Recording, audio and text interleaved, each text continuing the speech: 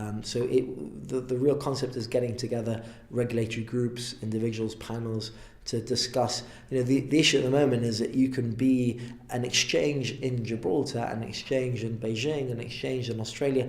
What are the requirements to be actually licensed and operating? They're dramatically different. In some jurisdictions it's a very simple registration process, and in jurisdictions like Gibraltar it's a very, very thorough and complete process. So we're looking to raise the level, and I suppose groups like the UN would look to standardize those levels around the world. We know last year wasn't a great year for cryptocurrencies, and you still have people like Warren Buffett coming out accusing cryptocurrency as being used by charlatans. So what's the approach by other countries towards regulation?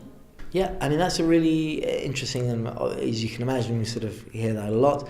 I mean, it's interesting. You have leading thought guys like Warren Buffett saying things like that. At the same time, we've talked about this. We have the Jamie Dimons of the world making a statement on behalf of JP Morgan, and then JP Morgan initializing and releasing their own stablecoin. I mean, on the one side, we're hearing one message. I think on the reality, the underlying activity and the use of the technology is emerging at a huge and very, very rapid rate. So I would say, cryptocurrencies or price movements and volatility, that's interesting for people that have been in the space for 12 months.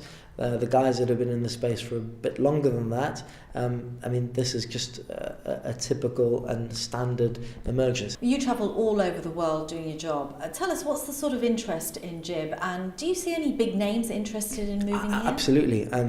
I think perhaps maybe people in Gibraltar don't have a full understanding of how much it's appreciated what we're doing. I can tell you that the regulatory bodies from around the world follow very, very closely what we're doing and how we've done it, and there are also some very big names looking to make establishments in the space. So regardless what happens with Brexit, this space looks set to grow? Yes, I mean it's kind of the most Brexit irrelevant industry at the moment. Firstly, it's not European facing, it's definitely global facing.